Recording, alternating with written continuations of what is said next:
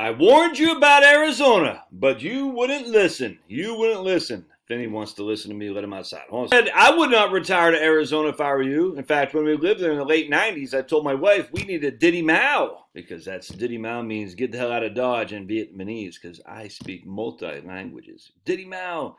Yo, Taylor, what's Diddy? From that movie, Platoon, one of the best movies of all time. Platoon. That was a great flick. Anyway, what was I saying? Oh, and so I said Arizona, it's a desert. A desert inherently means it's arid. Inherently means there's not much water. Oh, but we have all these plush golf courses. Huh? People want to put grass in their backyard. Huh? And so we got out many moons ago, and as much as I love Prescott, as much as I love, like Cave Creek, that's where we got married. Our first baby was born at Paradise Valley Hospital. I enjoyed Arizona, but I like living and I like water, and you need water to live. Crazy, huh? So anyway, this is from the New York Times. I know New York Times is fake news, but why do I subscribe to New York Times? Because they have so many freaking old articles on here that I use in my research for various books I'm working on and stuff in terms of going back 150 years. Isn't it weird? Right around the time 1850, the New York Times just jumped onto the world population. 1850. That's weird. Like right around that time, 1850. Strange. Why is 1850, that era, so prominent? The Great Reset? All right, so dude, make up your mind, man. Oh my goodness. Oh, the dogs are the best. So here's some guy pumping in some water that he's brought in. So skip showers, paper plates, and Arizona suburbs water is cut off. Hundreds of homes outside the boundaries of Scottsdale can no longer get water from the city. All right. They bought their house in Rio Verde, Arizona. There were good schools, mountain views, and cactus-spangled hiking trails out the back door. Then the water got cut off. All right, let's keep going. Early this month, the community's longtime water supplier, Scottsdale, turned off the tap, blaming a grinding drought that's threatening the future of the West. Scottsdale said it had focused on conserving water for its own residents, could no longer sell water. They weren't giving it to it for free to the 1,000 people in Rio Verde. That meant the unincorporated swath of, you can see the mansions that the New York Times, because the New York Times appeals to wealthy people. There's no wealthy lives, dude. I won't say more.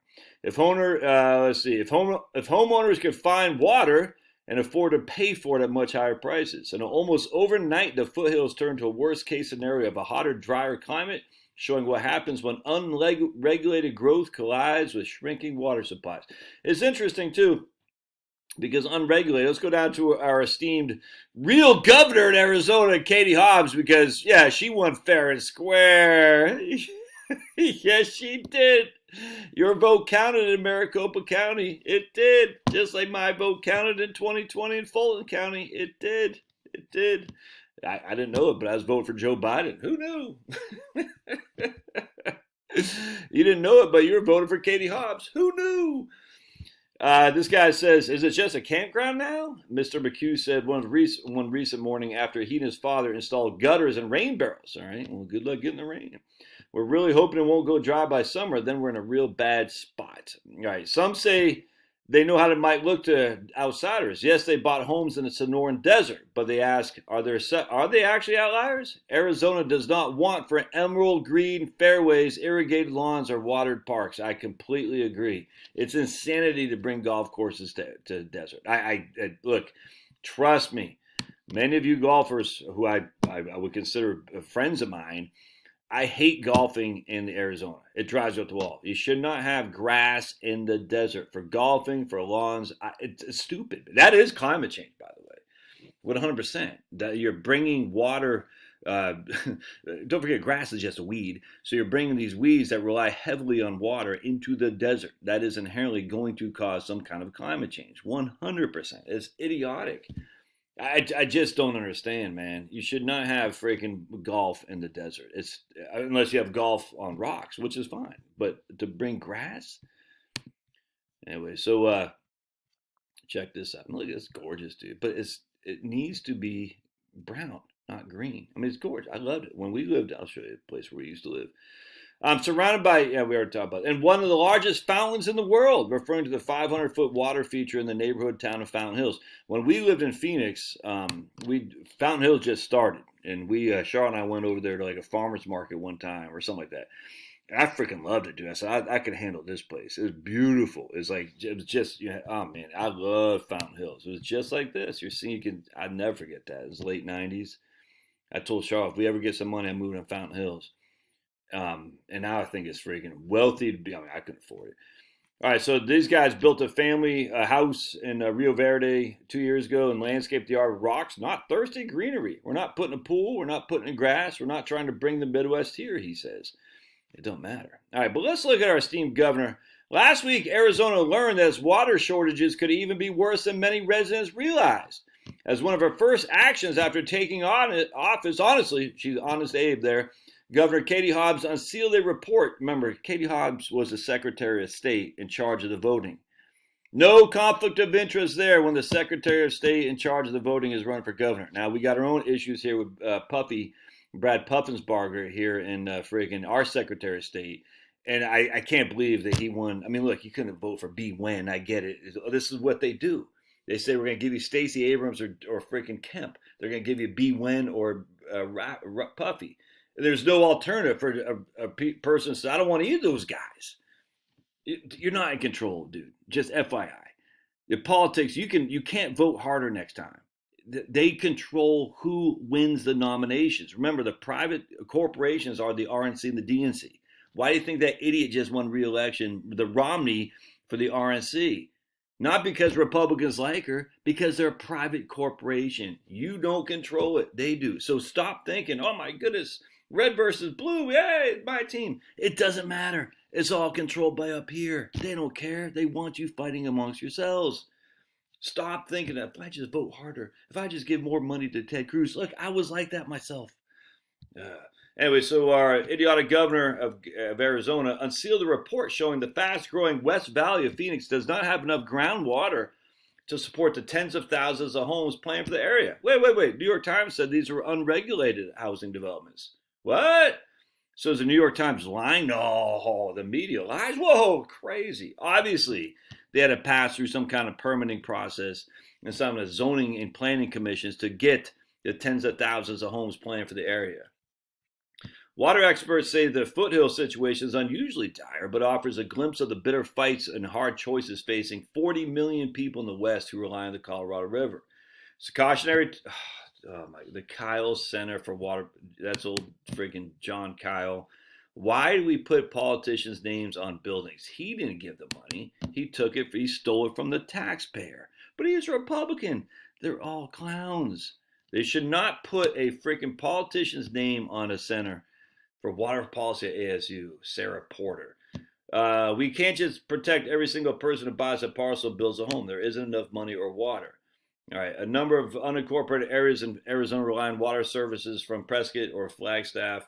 All right, so let's just go into what they say. The Colorado River, 7 states are feuding over the river's shrinking water supply.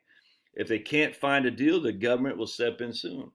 As hundreds of homes outside the boundaries of Scottsdale can no longer get water, their owners are living a worst-case scenario drought, which I'm telling you, if you think just that they had a heavy rain in California is going to solve it, you're crazy. In the increasingly dry Southwest, developers are facing intensifying challenges of building huge residential tracts. A threat to drinking water. A mega fire in New Mexico showcases the damage that can be inflicted on delicate water ecosystems by wildfire and climate change disasters. Oh my goodness, climate change. Is there anything climate change can't do? Let me just show you real quick. I thought this was funny about climate change. This guy's from MIT. This fool, Judah Cohen. Wow. Okay, we know. Global warming is causing colder Februaries and Arctic cold outbreaks, according to this guy. February, going back to the 1979, so quite a few years now, we're actually seeing in the center of the U.S. a very distinctive cooling trend because of global warming. We better get our hands on global warming, or else we're all going to freeze to death. The whole thing's just con show. There are no sewers and no water mains serving the Rio Valley. So for decades, homes there did not have their own wells, got water. They can't, I mean, how we can dig 1,000 feet to try to get a well? And don't forget, in Colorado, you can't have your own. Memory serves, you couldn't even have a rain barrel catch system. It's illegal because they don't want you to take the water that's supposed to go to the Colorado River. They bring 5,000-gallon storage tanks buried in the yards. Enough water lasts about a month. And when the tanks run low, homeowners will call for another delivery of water. Yeah. There's the Arizona Canal, which carries water to Scottsdale. Yeah, I know that. There's that dog. He's like, how am I going to drink? All right. Now, though, the water trucks can't refill close by in Scottsdale, having to crisscross the Phoenix metro area in search of supplies.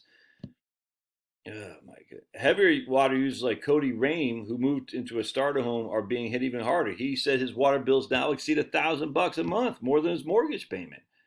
They have 4 young children, which in normal times been a lot of dishwashing. He works for his family sheet metal business, planning to become his own water hauler, lashing large containers to pick up. Yeah, I mean, what do they say? Necessity creates ingenuity or something like that. I can't remember. All right. Cities across Southwest have spent years trying to cut down on water consumption. Experts say most Arizona residents do not have to worry about losing their drinking water anytime soon, though deeper cuts loom for agricultural users who use about 70% of Arizona's water supply. All right, so remember, Arizona, 5 seeds of Arizona: copper, cattle, cotton, citrus. These things grow, and they need water to grow. Cotton in Arizona? What? Yeah. Cotton, cattle, citrus, climate, and copper.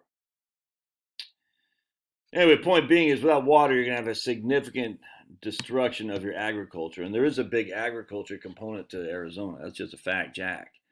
And look, it's only going to get worse. More people fleeing California, more people getting out of the Midwest because it's too cold. They want to. I mean, I'm telling you, man. In the north, you got to deal with your oil, your wood. You know what I'm saying? Your electricity bills. In the south, you got to deal with electricity bills because it's so doggone hot. In the summertime, you kick that AC on. In the west, you got to deal with your water bills. You're not escaping any of this, but I think we've all learned to survive and without electricity. For instance, I mean, you could just turn on a fan based off a tiny little. It doesn't take much watts for a fan. I know it's electricity. What I'm saying is, you get an air unit or a window unit, can't learn to survive without water, dudes. Can't. If I were you, I'd be getting out of Dodge. But hey, man, you do you. I get it. I was talking to a guy, and he worked in the water for a large county in the Southwest, and good guy. He'll never leave. But he said, man, it's dire out there. All right. Love your thoughts. We'll see you.